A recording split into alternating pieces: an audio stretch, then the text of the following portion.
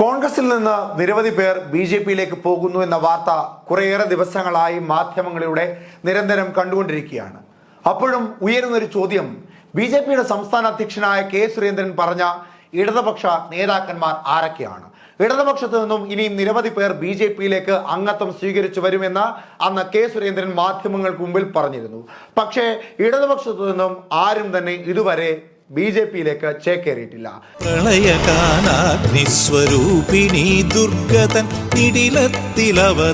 ആ സാഹചര്യത്തിലായിരുന്നു ഇടതുപക്ഷത്തിന്റെ ഏറ്റവും പ്രധാനപ്പെട്ട നേതാവായ ദേവികുളത്തിന്റെ മുൻ എം.എൽ.എ. ആയ എസ് രാജേന്ദ്രൻ ഇടതുപക്ഷം വിട്ട് ബി.ജെ.പിയിലേക്ക് പോകുന്നു എന്ന വാർത്തകൾ പരന്നത്.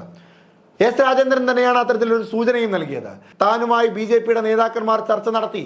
ആ ചർച്ചയിൽ താൻ തന്റെ കാര്യങ്ങളൊക്കെ തുറന്നു പറയുകയും ചെയ്തു എന്ന സൂചനയോടുകൂടി എസ് രാജേന്ദ്രൻ മാധ്യമങ്ങൾക്ക് മുമ്പിൽ തുറന്നു പറഞ്ഞിരുന്നു.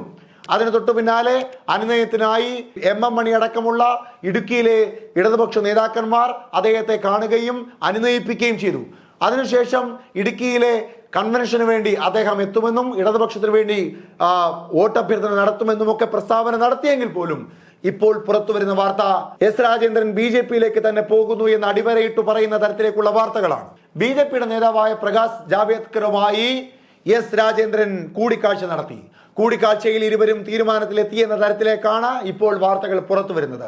അങ്ങനെയാണെങ്കിൽ കോൺഗ്രസിന് നിലവിൽ നേരിട്ടുകൊണ്ടിരിക്കുന്ന ഒരു തിരിച്ചടിക്ക് കോൺഗ്രസിന് ഈ നാണയത്തിൽ മറുപടി പറയുവാൻ സാധിക്കുമെന്ന് നിസ്സംശയം പറയുവാൻ സാധിക്കും. എസ് രാജേന്ദ്രനെ പലതവണ ബി.ജെ.പി നേതാക്കന്മാർ നേരിട്ട് വന്ന് കണ്ട് ബി.ജെ.പിയിലേക്ക് ക്ഷണിച്ചിരുന്നുവെങ്കിൽ പോലും പാർട്ടിയിൽ നിന്ന് തന്നെ അകറ്റി നിർത്തിയതിനോട് വലിയ ക്ഷീണവും വലിയ വിഷമവും ഒക്കെ ഉള്ളിലുണ്ടായിരുന്നുവെങ്കിൽ പോലും പാർട്ടിയുടെ അംഗത്വം പുതുക്കാതിരുന്നിട്ട് പോലും ഇടതുപക്ഷ നേതാക്കന്മാർ തന്നെ വന്ന് കണ്ടപ്പോൾ താൻ പാർട്ടിയോടൊപ്പം തന്നെ നിന്ന് പ്രവർത്തിക്കുമെന്നായിരുന്നു 2 ദിവസങ്ങൾക്ക് മുമ്പ് എസ് രാജേന്ദ്രൻ മാധ്യമങ്ങൾക്ക് മുമ്പിലും അല്ലാതെയും ഒക്കെ തുറന്നു പറഞ്ഞിരുന്നത്.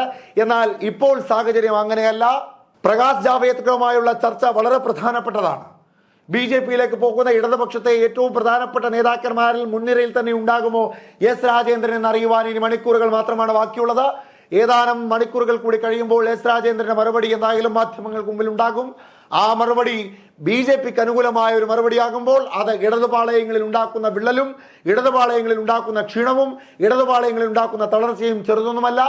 ആ അഭിപ്രായത്തിന് ശേഷം എസ് രാജേന്ദ്രന്റെ മാധ്യമങ്ങൾക്ക് മുമ്പിൽ തുറന്നു പറച്ചിലിന് ശേഷം രാഷ്ട്രീയ പോർക്കളത്തിൽ കോൺഗ്രസ് ഇടതുപക്ഷത്തിനെ പൊരുതി തോൽപ്പിക്കുവാൻ പോകുന്ന ഏറ്റവും പ്രധാനപ്പെട്ട ആയുധമായി ഉപയോഗിക്കുവാൻ പോകുന്നത് എസ് രാജേന്ദ്രൻ എന്ന ദേവികുളത്തെ മുൻ എം.എൽ.എയുടെ കൂറുമാറ്റം തന്നെയായിരിക്കും. പത്മജ വേണുഗോപാലിന്റെയും പത്മിനി തോമസിന്റെയും ഏറ്റവും ഒടുവിൽ മഹേശ്വരൻ നായരുടെ അടക്കമുള്ള കോൺഗ്രസ് നേതാക്കന്മാർ കോൺഗ്രസ് വിട്ട് ബി.ജെ.പിയിലേക്ക് പോകുന്നു. ഇന്നത്തെ കോൺഗ്രസ്സുകാരല്ല നാളത്തെ ബി.ജെ.പിക്കാരാണെന്ന് കവലകളിലും അല്ലാതെ ചാനൽ ചർച്ചകളിലും അന്തിച്ചർച്ചകളിലും എല്ലാം പറയുന്ന ഇടതുപക്ഷത്തിന് എസ് രാജേന്ദ്രൻ ഇപ്പോൾ പ്രകാശ് ജാവ്ദേക്കറുമായി നടത്തിയ ചർച്ചക്കൊടുവിൽ അങ്ങനെ ബി.ജെ.പിയിലേക്ക് പോവുകയാണെങ്കിൽ ഏൽക്കുവാൻ പോകുന്ന ഏറ്റവും വലിയ പ്രഹരം തന്നെയായിരിക്കും ഇടതുപക്ഷത്തിനെ സംബന്ധിച്ചിടത്തോളം എസ് രാജേന്ദ്രന്റെ കൂറുമാറ്റമെന്ന് നിസ്സംശയം പറയുവാൻ സാധിക്കും.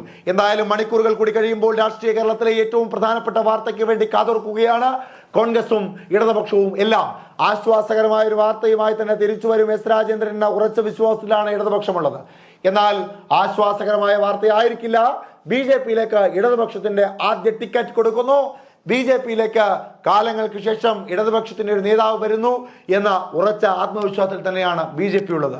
എന്താണ് രാഷ്ട്രീയ കേരളത്തിൽ നടക്കുവാൻ പോകുന്നത് എന്നറിയാൻ ഈ മണിക്കൂറുകൾ മാത്രം ബാക്കി. ഏതാനും മണിക്കൂറുകൾ കൂടി കഴിയുമ്പോൾ അറിയാം ആരുടെ ഒപ്പം നിൽക്കും. ഇടതുപക്ഷത്തിന് ഏൽക്കുവാൻ പോകുന്ന വലിയ തിരിച്ചടിയാണോ ഈ വാർത്തയിലൂടെ പുറത്തു വരുവാൻ പോകുന്നത് എന്ന്.